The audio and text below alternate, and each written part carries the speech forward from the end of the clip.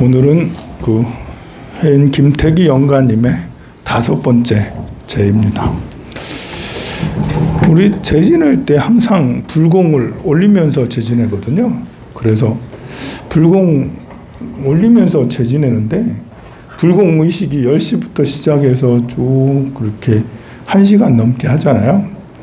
그 중에 불공 의식의 제일 하이라이트는 이제 163페이지에 보면 그 지심정례 공양하는 그 부분이 이제 제일 하이라이트라고 할 수가 있어요. 제일 절정이라고 할 수가 있어. 불공 의식이 삼보통청이라고 하거든요.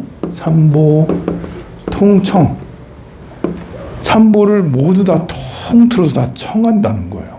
삼보는 부처님과 가르침과 승가 이렇게 청해서 천수경을 독송하고, 그리고 유치, 청사, 향화청, 혼자준원 이런 것들을 다 하고 나서, 그리고 이제 정근을 하죠.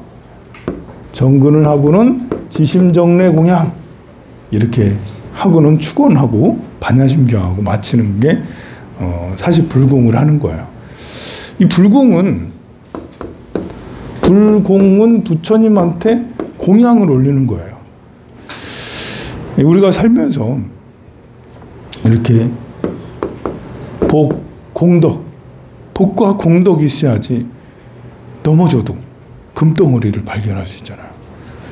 넘어졌는데 코 깨져봐. 그러면 그걸 보고 우리는 이제 재수가 없다. 이제 길 가다가 이상한 디귿을 밟으면 쌍디귿을 밟으면 그러면 이제 이러면 정말 재수에 옴이 붙는 거죠. 재수에 옴이 붙어요. 그것도 공덕이 없으면 또 절벽에 떨어져요. 복이 있으면 가다가도 이렇게 스님을 만나고, 복이 있으면 부처님을 만나고, 복이 없으면, 그래서 복을 많이 지어야 되는데 공덕을 짓는 것 중에는 부처님 전에 공양을 올리는 것이 가장 훌륭한데, 그냥 이제 무의식적으로 그냥 올려도 되지만 뜻을 알면 그 마음이 더 간절해져요.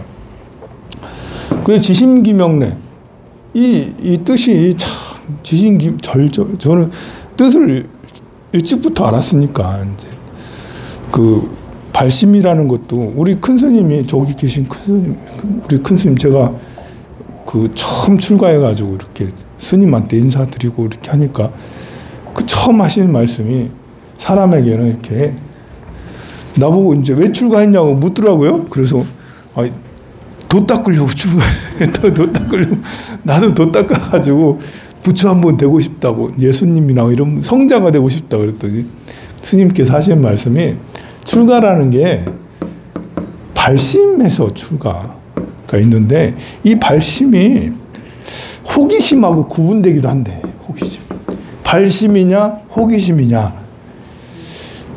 호기심은 관심이잖아요. 궁금하잖아요. 도라는 게 뭘까? 예수나 부처 이런 게 뭘까? 도 닦는 수행이라는 게 뭘까? 뭐 이런 거잖아요. 이것도 발심하고 비슷하기도 해요. 때로는 공부하고 싶잖아. 다리 꼬고 앉아가지고 뭐 하면 뭐가 생기나? 신통력이 생기나? 뭐가 생기나? 궁금하잖아. 한번 해보고 싶잖아요. 우리 김정훈 고사는 도 닦는 거 해보고 싶은 생각 없어요? 나는 어렸을 때 되게 해보고 싶었어요. 그게 되게 해보고 싶어서, 우리 동네가 이제 계룡산하고 가깝거든요. 우리 고향의 집이 뒤로 살짝 가면 계룡산이 보여, 막 이렇게. 그래서 계룡산 하면 옛날부터 그 도사들, 도사들의 어떤 집합지라고, 도사들의 도사들의 성지라고 할 수 있어요. 그래서 이제 나도 혹시 도사들 한번 찾아다니자. 계룡산을 몇십 번 올라갔어. 올라가가지고 혹시 뭐 도사들 없나? 바위만 있고 다른 거 나무랑 바위밖에 없고 사람은 없어. 그 국립공원 내에는 없는 거예요. 가만 보니까 나중에 보니까 그 밑에 마을에 이제 마을에 도인들이 있는 모양이더라고. 그래 하여간에 그래 그런 게 호기심이냐 발심이냐. 시간이 지나가면 결판이 난다. 시간이 10년이 지나고 20년이 지나면 이게 호기심이었는지 발심이었는지. 발심이었으면 계속해서 수행하겠죠. 근데 호기심이면 주지하겠죠. 사판하겠죠. 사판. 아니면 집에 돌아가든지 그만하고. 그래서 이제 그런데 이렇게 그 처음 절에 와가지고 그 말씀을 하시면서 저는 이렇게 보면서 예불이라는 게 예불 부처님한테 예를 표하는 예불이라는 게 발심 호기심과 발심을 구분하지 못할 때 이 발심이 끊이지 않도록 오래도록 잡아주는 거, 이렇게 오래도록 길잡이 해주는 거, 그것이 예불이더라고 보니까요. 왜냐하면 예불마다 지신기명례가 있거든요. 지신기명례. 지극한 마음으로 생명을 다해서 예배를 올린다는 게 지신기명례잖아요. 생명을 다한다. 우리는 내 목숨, 진리가 중요하냐, 목숨이 중요하냐? 여러분들 어떤 걸 택할 거예요? 목숨을 택할 거예요? 진리를 택할 거예요? 네. 진리가 중요하냐, 돈이 중요하냐? 그렇잖아요. 이게 좀 생명이면 몸인데 어떤 사람은 생명이 중요하냐, 돈이 중요하냐 이 두 개 단어도 고민하는 사람이 있더라고요. 생명이 중요해요, 돈이 중요해요. 그래 여기 정상적이네. 어떤 사람은 근데 뭐 그래도 몸을 근데 우리가 하고 있는 거 보면 돈 번다고 몸을 혹사하잖아요. 돈에 대한 욕심이 때로는 눈에 앞서서. 어쨌든 진리가 더 중요하다라고 이게 생각을 하는 것이 그냥 중요한 게 아니라 압도적으로 진리만이다. 이게 지신기명례예요. 지극한 마음으로 생명을 다해서 이 생명과 바꾸고 싶어요. 바꿀 수 있어요. 내가 죽더라도 죽는 한이 있어도 부처님의 가르침이 아니면 따르지 않겠습니다. 죽는 한이 있어도 내가 좌선이 아니면 참선이 아니면 하지 않게. 아니 우리 사심 중에 원자 스님이라고 계세요. 굳이 이름을 꼭 쓰고 싶어. 너무 존경스러워가지고. 이 스님께서 이렇게 출가를 한 지는 한 35년, 40년 가까이 됐는데요. 그 약간 30대 중반쯤에 30이 넘어서 출가했어. 당시에는 약간 늦깎이에요. 지금에야 뭐 30대 초반이면 뭐 엄청 그런데 출가하셔가지고 계속 선방에만 백일기도 이런 거 안 하고 선방에만 35년 넘게 다니신 거예요. 그런데 작년인가 이제 수도암에 갔었는데 스님을 뵀어. 그 스님이 이게 무릎 관절이 나간 거예요. 무릎 관절이 양쪽 다 관절이 나가가지고 양쪽 무릎을 다 수술했대. 그런데도 자선을 계속 해가지고 나중에는 무릎 양쪽 고관절까지 다 나갔대. 그러면 앉지 말아야 되잖아요. 그러면 앉지 말아야 되는 거 아닌가요? 아니 정상이 아닌 것 같아. 그런데도 불구하고 여전히 이제 수담 선방에 계시고 여전히 이제 선방 안에서는 이렇게 하기 어려우니까 수담 옆에 이제 토굴이 또 있어요.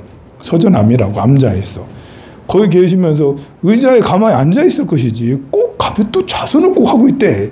계속해서 스님들이 포행하러 가면 딱 앉아하고 이러고 있다라는 거예요. 세상에 스님은 정말 지신기명례다 진짜. 목숨과 몸을 바꿨어. 좌선이 아니면 진리가 아니면 죽음도 불사하겠다라는 그런 거잖아요. 몸을 아끼지 않는 거예요. 그렇게 수행하는 그런 정신이 그런 정신 때문에 몸이 나빴었는지는 모르겠지만 어쨌든 뭐 스님이 무릎하고 이렇게 고관절이 그렇게까지 될 줄 어떻게 알았습니까만 그래가지고 그 평상시 다닐 때도 이렇게 등산 스틱을 늘 들고 다니시고 막 그렇게 하시고 그러세요. 그 스님께서 이제 이렇게 우리 지용 스님 보고는 비웃더라고. 그 스님이나 우리 지용 스님이나 다 삐까삐까하게 선방에 오래 다니고 정말 뭐 이게 세계적 수행자들이거든요. 왜 지용 스님도 이래가지고 이렇게 수도암에 갔을 때 2년 전인가 수도암 갔을 때 스님 이렇게 다니시더라고. 이렇게 어쩌다가 저렇게 됐나 했는데 다 목숨보다는 진리를 택하신 거예요. 내가 몸이 죽어 나가도 아파 나가도 그래도 일념으로 수행하겠다고. 그걸 또 본받아 가지고 스님 그걸 본받아 가지고 또 우리 떡상 스님 그게 뭐가 좋다고. 원자 스님이나 지옥 스님 좋은 게 없잖아요. 옆에서 보면 떡상 스님 허리가 맨날 아파가지고 맨날 그러면서도 굳이 또 선방에 가가지고 또 선방에 가면 8시간, 10시간씩 좌선하거든요. 앉아가지고 다리 꼭 앉아가지고 10시간 있어봐요. 허리 아픈 그러면서 도통하겠다고 맨날 하시는 말씀이 내가 등력하면 될 이런 것도 아픔 없이 다 할 텐데 어제도 이제 이렇게 우리 절에 상의보살님이라고 있어. 상의보살님 딸이 이제 돌아가셨어. 41살인데. 그래가지고 이제 그 시달림 하러 갔었는데 거기서 스님도 이제 이렇게 보면 내가 스님한테 물어봤어요. 부친 계세요? 했더니 부친이 일찍 돌아가셨대. 전에 말씀한 것 같아. 가만 보니까 그거 보니까 그래가지고 부친이 이렇게 스님이 20살 때 22살인가요? 20살 때 돌아가셨대. 일찍 돌아가셨대. 그 부친 안 돌아갔으면 본인 잘 나갔을 거라고. 그렇죠. 부친이 장사 그쪽에 장사계 굉장히 잘하셨으니까.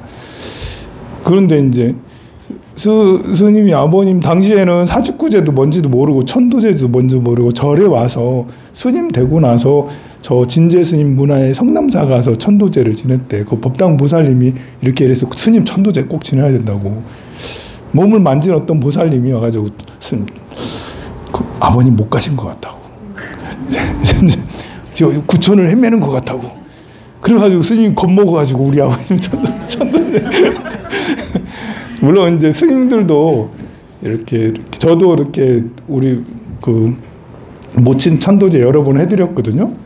스님들도 이렇게 기회가 될 때마다 천도제를 한 번씩 해드리고 그렇게 해요. 근데 비구니 스님들은 특히나 더 많이 하고, 비구니 스님들은 몇 년에 한 번씩 조상님 천도제 잘 하고, 비구 스님들은 그런 걸 잘 모르니까 스님도 한 번밖에 안 한 것 같더라고 보면. 이제 그래서 뭐 여유가 되거나 그런 말이 있어요. 이렇게 수행하는 스님들도 조상님이 천도가 안 되면 수행이 안 된다. 스님이 허리가 아픈 게 왜 아프겠어요? 조상님이 천도가 안 돼가지고 허리가 공부 못하게 방해한다. 네, 그런 말도 스님들이 알고 있기 때문에 스님들이 자처해서 이제 천도제도 지내고 자처해서 공덕을 쌓기 위해서 선방에 대중공양도 하고 자처해서 비구니 스님들 이렇게 보면 정말 부처님한테 불공 드리는 게 정성이 남달라요. 이제 떡하고 과일하고 이런 것, 꽃하고 정성스럽게 해서 불사 때마다 이렇게 공양을 탁 올리고 기도를 드리고 막 그러거든요. 비구 스님들은 좀 철이 없어가지고 그런 걸 잘 몰라. 그런 것보다는 그냥 어떻게든 한방 이렇게 깨달음을 한번 탁 얻어가지고 탁 해야 이런 생각을 많이 하고, 비구니 스님들은 공덕을 그래도 많이 줘야지 이렇게 하거든요. 그래서 이렇게 생명보다는 내 목숨보다는 진리가 더 중요하다라고 그렇게 이제 하는데, 공덕을 쌓는, 그래 이제 진제 스님 문화에서는 우리나라의 제일 남진제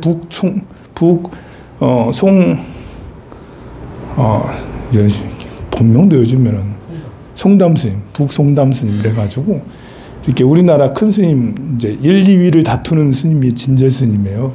개운정사에 계시는 스님인데 거기에는 이제 천도제를 스님이 하시는 말씀이 우리 천도제 할 때는 관욕도 안 했다면서 천도제 하는데 1시간 반에밖에 안 걸렸다고 불만이 막 있으시더라고. 근데 이제 큰 스님들께서는 천도하는 방식이 따로 있으신가 보더라고요. 큰 스님에 따라 달라요.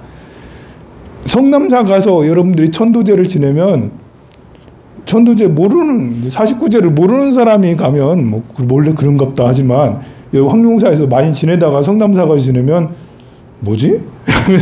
뭐 하다 보면 그냥 끝나. 이제 이렇게 능엄주를 하고 막 이렇게 하거든요. 그리고 이제 성철 스님의 제자들이다 보니까 이제 성철 스님께서 능엄주를 내려주셨기 때문에 그 능엄주로 이렇게 그 천도제를 지내고 막 그래요. 그런 것처럼 성철 스님의 그 문화들은 성철 스님께서 하시는 그런 천도제 방식으로 하는 거고, 진제 스님은 또 진제 스님 나름대로, 큰 스님들은 법력이 있으시니까 개셔만 그 회상에서 하시기만 해도 천도가 되겠거니라고 믿어요. 저는 그냥 그렇지 않든 그렇든 상관없이. 자, 그래서 우리에게 중요한 것은 목숨보다 진리, 이게 발심 아닙니까? 발심, 발보리심이잖아요. 이렇게 복을 많이 짓는 것보다 더 중요한 것은 발심이 되어 있는가가 더 중요하죠. 발심한 상태에서 복을 지어야. 공양간 봉사 공덕 정말 많고 그래요. 이렇게 김치 만들고 떡 만들고 뭣도 만들고 다 좋죠. 설거지하고 말이 하는 거 좋은데 그냥 하고 싶어서 하는 거 하고 발보리심, 발심한 상태에서 이렇게 하는 거랑은 정말 차이가 커요. 결과가 시작은 같지만 결과는 끝은 엄청 어마무시하게 다르죠. 그냥 좋아서 하는 것은 윤회의 선상에서 벗어나질 않아. 공덕이 없어서 좋아서 내가 공덕을 지었는데 공덕이 많아지면 다시 또 복을 누리다가 오만해져서 사람들이 복이 많아지면 오만해지거든요. 그러면 이제 봉사도 안 해. 오만해지면 다시 또 떨어졌다가 또 정신 차려가지고 다시 봉사했다가 또 오만해졌다가 다시 또 떨어졌다. 이렇게 이걸 반복하는 게 중생의 삶이에요. 그러니까 지금 봉사 많이 한다고 공덕을 많이 짓는다고 야 훌륭하다가 아니에요. 보면 얼마 있으면 공덕이 이렇게 커지면 암안심에 또다시 공덕이 줄어든다고. 그게 이 윤회의 삶이 거고, 발심이라는 것은 다음 생에도 이어져요. 그냥 발심은 안 이어지고 나 깨달음을 얻을 거야 라는 것은 호기심처럼 그냥 발심이기 때문에 안 이어지고 다음 생으로 부처님의 불연, 부처님의 인연은 다음으로 연결이 돼요. 그래서 부처님 명호가 참 중요한 거예요. 우리가 나 깨달음 얻어야지 이런 마음도 좋지만 관세음보살, 남아미타불, 지장보살, 부처님 명호를 외우는 것은 이 부처님 명호 안에 부처님의 인생이 있어요. 그 사람이 이렇게 오면 그냥 한 사람의 개체만 오는 게 아니잖아요. 그 사람의 인생이 전부 다 딸려오는 거잖아요. 우리 정은고사 온다 이러면 정은고사에 그 이제 30인가요? 35. 그리고 벌써 나이가 35이죠? 33. 33년의 인생이 오는 거잖아요. 그런데 그 33년의 인생이 깊은 수행을 하고 도를 높게 따르는 게 아니라 속세, 학교 공부하고 뭐 이런 것들이잖아요. 그런데 이제 부처님은 관세음보살님 그게 아니지. 관세음보살님은 한번 관세음보살님이 오신다라면 관세음보살님 500생 전부터 공덕을 쌓고 수행하고 중생을 제도한 그 공덕까지 다 인연이 되는 거예요. 그러니 우리가 발심한 상태에서 부처님 명호를 외우면 다음 생으로도 넘어갈 수 있는 거예요. 부처님 원력으로. 그래서 오늘의 영가님도 우리가 나무아미타불, 나무지장보살, 진장보살 이렇게 지금 시간이 짧잖아요. 그 영가님 이제 가실 때 2주밖에 안 남았어 이제. 이 2주 동안에 어떤 공덕을 지어드리고 어떤 인연을 지어드려야 되는데 아유 좋은 데 가세요. 아유 좋은 데 가세요. 이것은 좋은 데 갔다가 떨어지라는 얘기잖아. 좋은 데 갔다가 떨어지라는 얘기잖아. 이건 이제 잘 모르는 사람들한테는 아유 좋은 데 가세요 라는 게 인사고 뭐 이렇게 축복이고 그렇다지만 우리가 알고 있는 우리 불자들한테는 좋은 데 가세요. 이러면 수준이 떨어지는 거예요. 좋은 데 갔다가 떨어지는 거잖아. 좋은 데 갔다가 떨어져. 이게 이제 윤회의 삶의, 속세의 삶이에요. 우리는 극락왕생하세요. 왜냐하면 극락에 한번 타면 이거는 끝없이 상승하는, 계속 결국은 깨달음을 얻는, 떨어지지 않아. 이 그래프는 올라갔다 푹 떨어지는 거 없어요. 그냥 계속 상승해서 결국에는 윤회에서 완전히 벗어나는 깨달음이죠. 남무아미타불 가야 되는 거죠. 그래서 발심한 상태에서 이렇게 부처님 명호를 독송을 하면, 경전을 독송하고 그 봉사를 하면 이것만큼 더 중요한 게 없어요. 근데 이 발심한 상태가 우리가 지심기명례를 하면서 늘 아침 저녁으로 생각을 하는 거죠. 지심기명례 삼계도사사생자 뭐 이러면서 우리 그 지심기명례 7번 절하거든요. 삼계의 도사이시고 사생의 자부이신 시야 나의 본사이신 석가모니 불전에 지심기명례한다 라고 매일매일 아침 점심 저녁으로 생각을 하잖아요. 지심정례 공양도 그러다 보니까 지심기명례 공양이 돼버리는 거예요. 우리처럼 이렇게 이 뜻을 알면, 여러분들은 노래하듯이 하잖아요. 곡 좀 맡으시면. 조금 전에 우리 참 여러분들이 절에 벌써 몇 년 다니다 보니까 이제는 합성 실력이 많이 좋아지셔서 지심정례 공양하면서 이렇게 맞춰서 하는 곡조가 참 아름답습니다. 참 너무너무 아름답고 좋아요. 소리 내서 큰 소리로 같이 하니까 참 좋습니다. 그런데 그것이 곡조로 끝날 수 있잖아요. 곡조로. 그게 아니고 지극한 마음으로 생명을 다해 삼계의 도사이시고 삼계를 이끄는 스승이시고 사생의 자비로운 어버이신 나의 본래 스승, 근본 스승, 나의 근본 스승. 여러분들한테 누가 질문을 해요. 우리 김정은 거사의 근본 스승은 누구예요? 한 번도 생각 안 해봤죠. 나의 스승은 누굴까? 별로 생각 안 해봤죠. 뭐 이렇게 대학 다닐 때는 교수님, 석사과정, 박사과정 밟으면 지도교수가 이제 스승이잖아요. 중학교, 초등학교는 담임 선생님이나 수학 선생님 이런들이 스승인데 요즘에는 스승이란 개념이 별로 없어요. 하지만 이제 석박사로 가면 진짜 스승 같은 이런 게 있긴 하죠. 그지만 학문적으로나 그렇지 인격적으로 존경스러운 건 또 아니잖아. 나의 인생의 스승이다 라는 그런 스승은 반드시 있어야 된다고 생각해요. 누구나 우리 김정은 거사나 보살님들이나 우리 거사님들이나 나이랑 관계없이 나이가 80이 먹은 거사나 보살님이나 나이가 죽기 직전에 90 넘은 이런 보살님이라 하더라도 근본 스승은 있어야 된다. 나의 근본 스승 꼭 있어야 된다. 왜냐하면 근본 스승이 있으면 이런 근본 스승은 내가 그처럼 되고 싶다라는 거잖아요. 삶의 모델이라고. 내 삶의 모델. 내 삶을 이렇게 살고 싶다라는 이런 이제 그런 모델이 존재하기 때문에 힘이 되고 그래요. 보통은 이제 이런 것이 없는 속세의 사람들은 우리 아버지처럼, 우리 어머니처럼, 우리 어머니가 날 이렇게 이끌어 주셨듯 어머니의 은혜 감사합니다. 아버지의 은혜 감사합니다. 이게 이제 속세의 삶이죠. 그런데 우리는 부처님을 만나서 스승이라는 나의 롤모델 같은 스승을 내가 근본 스승이 나한테 이분이에요 라고 하고 그분처럼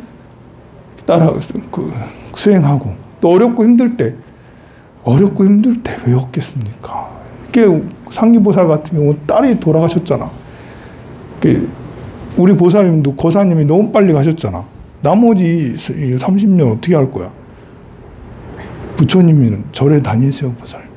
나머지 30년. 그렇잖아요. 보통 근본 스승이 없으면 나의 영원한 짝 같은 사람이 죽거나 아니면 아들, 딸 같은 이런 같이 있어야 될 사람이 죽으면 막 이렇게 멘붕이 돼요. 어떻게 살아야 되지? 나 어떻게 살아야 되지? 돌아가신 사람 걱정보다 내 걱정을 많이 할 때가 있어요. 가끔 보면. 그 생각지도 못한 사람이 죽으면 좋은 데 보내야지 이런 생각보다는 나는 어떻게 살지? 뭐 이렇게 돼버리거든요. 근데 우리 불제자들은 근본 스승을 알잖아. 우리 스승님이 있잖아. 어렵고 힘들 때 부처님을 찾아가고 부처님 금강경을 독송하고 천수경과 법화경을 독송하고 우리 정운거사도 살면서 힘들 때 반드시 올 거예요. 20대 힘들 때도 있었지. 없었나? 힘들 때 있어요. 앞으로는 고비가 더 많을 거예요. 지나온 거는 뭐 부모님이 계셔서 이렇게 학비 대주고 뭐 하니까 그 지나온 것도 개인의 삶을 평가할 수는 없지만 그렇게 안 힘들었을 거거든요. 근데 앞으로가 더 힘들 때가 더 많이 있을 거라고. 그럴 때마다 술로 때우고 담배 쫙 피우고 이렇게 하면서 그러면 그렇잖아요. 그리고 내 혼자 견뎌내야 된다 이렇게 해가지고는 힘들어. 사람이 항상 그렇게 탄탄하게 있는 건 아니거든요. 이렇게 어렵고 힘든 그런 때가 오면 이렇게 근본 스승이 있으면 그럴 때 금강경이라도 독송하고 우리 거사님 금강경 되게 좋거든. 금강경을 항상 가슴에 안고 자주자주 금강경을 한번 읽어보고 독송해보고 힘들 때 금강경에서 해답을 찾아야지. 그럼 금강경을 열어보고 이렇게 금강경의 말씀을 귀하게 한번 생각을 해보고 그렇게 하면 이렇게 나에게 큰 도움이 될 거예요. 우리도 그렇잖아요. 우리도 나이가 90이 되어도 근본 스승이 있으면 그러면 근본 스승 곁으로 가야지 라는 것이 될 수가 있습니다. 그래서 지신기명래가 이 지극한 마음으로 생명을 귀한다, 생명에게 귀한다는 지신기명래가 여기 보면 이 발심을 떨어지지 않게 완전히 바닥까지 옛날보다는 떨어지겠지. 그러지만 바닥까지 0으로 가지 않고 30%까지도 떨어졌다가 다시 또 올라올 기회를 만들어준다. 이런 지신기명래 인연이 부처님의 불연이 그래서 불공 올리고 기도하고 천도를 해드리고 이렇게 하는 이런 것들이 속에 있다 보면 발심이 옛날보다는 한참 선방에 다니면서 나 죽더라도 이번처럼 꼭 해내야지. 이번처럼 이 하한 거 2025년, 24년 이 하한 거는 내가 반드시 도통하고 와야지.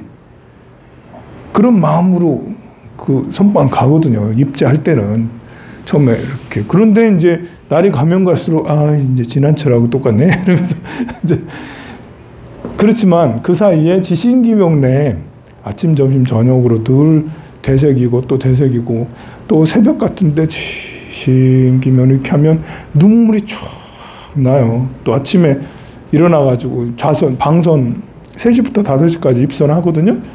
방선하고 나서 이제 공양하기 전까지 시간이 있어서 그 새벽 시간에 법당에 가서 108배 또 하거든요. 그럼 밤새 또 저런 것이 얼마나 또 내가 이리 업장에 붙어서 잠만 자고 맨날 졸기만 하면 되겠나 이러면서 이제 부처님 앞에서 그러면서 이제 그런 세월 선방에 있으면 다 그렇게 되어 보면 발심하고 그렇게 있으면 발심한 상태로 있으면 그렇게 이제 해서 이렇게 하는 것이 발심을 놓지 않는 것이 예불이라고 할 수가 있어요. 그래서 사실 불공에 오늘도 이렇게 그 영가님 천도할 때 지신기명래, 지심정래 공양하면서 삼계도사 사생자부, 시방삼세 제망차례 이러면서 이렇게 그 연부를 하면서 이렇게 했죠.